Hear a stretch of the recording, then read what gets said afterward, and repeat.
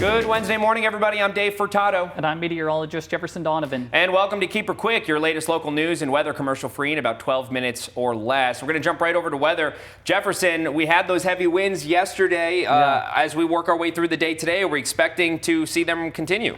No, not at all. Yesterday, as well as Monday, we did see those strong winds across the forecast area. Now, on Monday, the wind was from a more conventional direction from the west. Yesterday, what caused some big problems, especially with fires, was that those winds had an easterly component to them. Now, the good news is today is going to feature light wind throughout eastern Washington and northeast Oregon.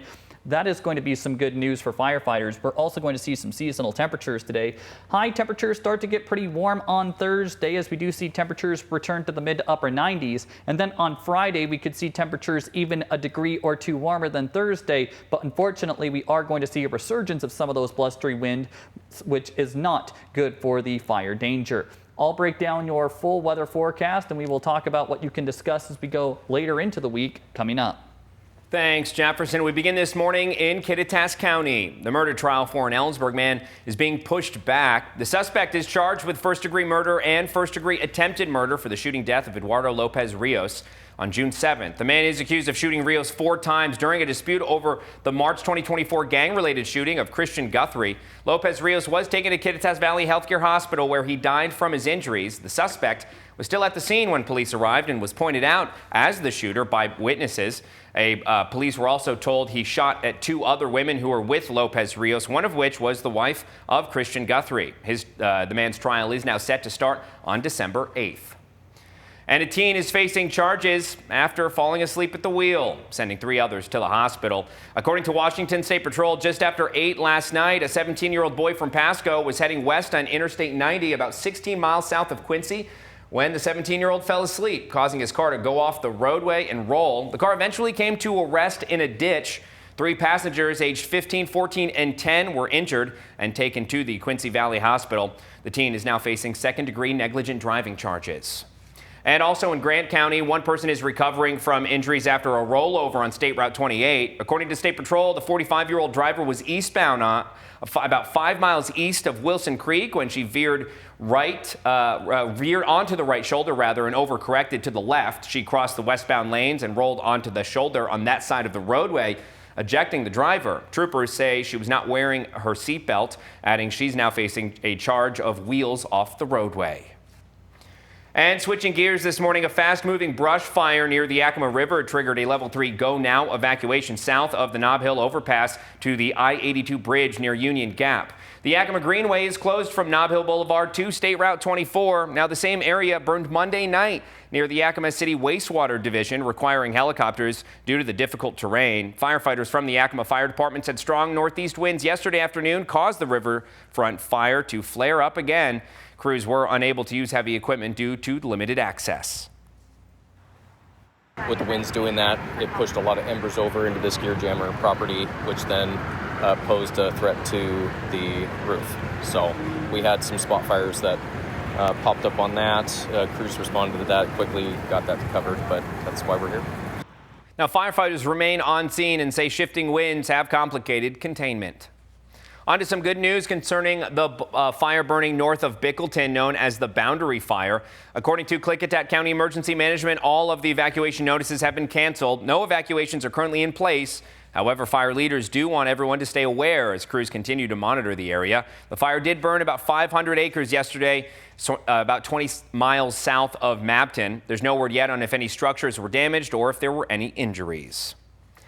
And a fire that destroyed a home, shop, and several cars is now under investigation after firefighters say it appears to have started in 4 different places before becoming one large fire. Crews were dispatched late Monday night near Badger Road in Benton County just before 10:30, but by the time they arrived, it was too late to save the buildings and cars. They say luckily 2 people who were home at the time were able to get out safely.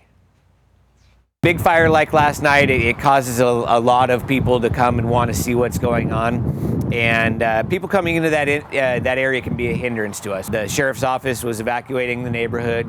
And so the more people we get down in that neighborhood, the more time that takes and the less efficient it is. Now, the family that was displaced is being helped by the Red Cross. Crews are monitoring the area for hotspots.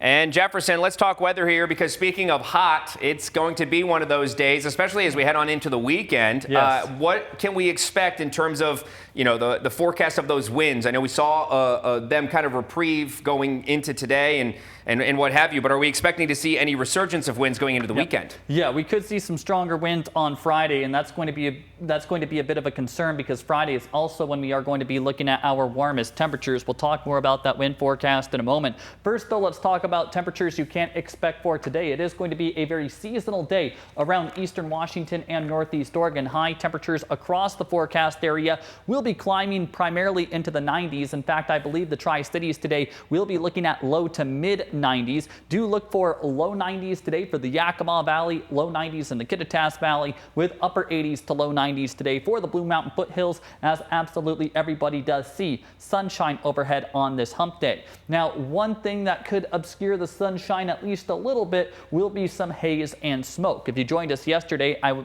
mentioned the possibility of some light haze and smoke on Tuesday, and that did verify quite well. And we could see some additional light haze and smoke concerns for today. Now, yesterday, the smoke and haze was very light. In fact, we didn't see any degradations in air quality, and I am anticipating a repeat scenario for today and tomorrow. So I'm not too worried about breathing concerns, but if you look up in the sky and it looks a little hazy and smoky, that is to be expected. It is just that time of year where haze and smoke concerns are likely to persist for at least the next couple of months. Now let's talk about the wind. Both Monday and Tuesday were pretty windy around the inland northwest. Today is going to be a light wind day. As we go into tomorrow, wind will stay light for the Tri-Cities, Yakima and Walla Walla, but we could see some gusts start to pick up for the Kittitas Valley as well as in the Pendleton area. And then as we go into Friday, region-wide winds gusting between 20 and 30 miles per hour are expected. Now, as we take a look at temperatures the next 2 days after today, it's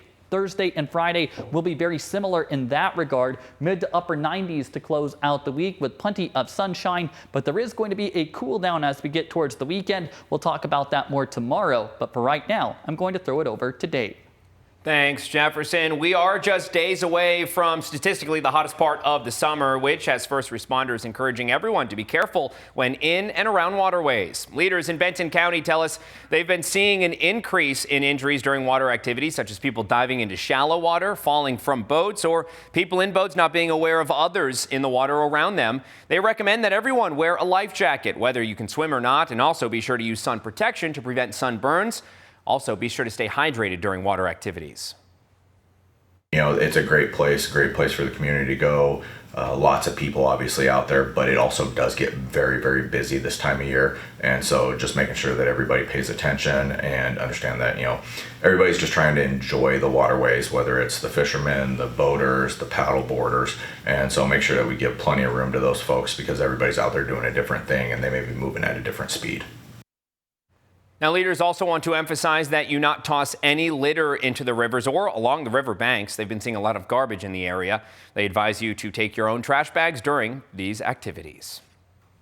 The city of Richland is moving forward with plans to turn George Washington Way and Jadwin Avenue into one-way streets. Take a look at this 2D model, which was released by the city, showing how the proposed changes could look.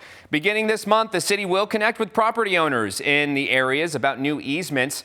However, construction could begin as soon as spring of next year. More details, though, can be found on a designated website. That's thedowntownloop.com. And Avelo Airlines will be ending its service from the Tri-City Airport to the Los Angeles area later this year. The Tri-Cities Airport is just one of several West Coast cities that Avelo is ending service to by the end of this year. In an email to customers, CEO Andrew Levy writes that the service from Burbank, California will not deliver adequate financial returns, and the planes on these routes will be used elsewhere. The last day of service to Burbank from the Tri-Cities Airport will be December 2nd. And finally, Comprehensive Healthcare's Yakima Walk-In Clinic has a new name. The clinic, which opened in 2024 with the help of a $4 million grant, will be now known as the Wellness Now Clinic. Leaders with Comprehensive Healthcare say the name more accurately represents the clinic's reputation of being trustworthy and accessible, and that they've gotten a strong response from the community. It's open to everyone in the community, regardless of insurance status. The clinic is located at 402 South 4th Avenue and will continue to offer walk-in services with no appointment necessary. And finally, a community-wide campaign is being launched to raise funds for local nonprofit organizations. The Three Rivers Community Foundation has launched their Meet the Moment campaign. Money donated to the campaign will go toward their 2025 annual grant cycle, which in turn goes to nonprofits in Benton and Franklin counties. Each dollar donated will be matched, doubling the amount going to those organizations. I would say literally every dollar makes a difference, especially with this matching opportunity, because $1 becomes $2. So really your gift is going to go very far, and Three Rivers Community Foundation is going to be the steward of your gift and making sure that it's used to meet really important critical needs. And our anonymous donors are going to make sure that your impact is doubled. Now, foundation leaders hope to raise $50,000 by the end of September, with $13,000 already raised. The board will be reviewing grant applications from August 1st to October.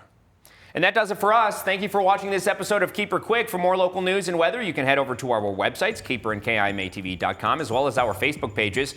But while you're here, be sure to subscribe to our YouTube channel to keep up with our latest mini newscasts Monday through Friday.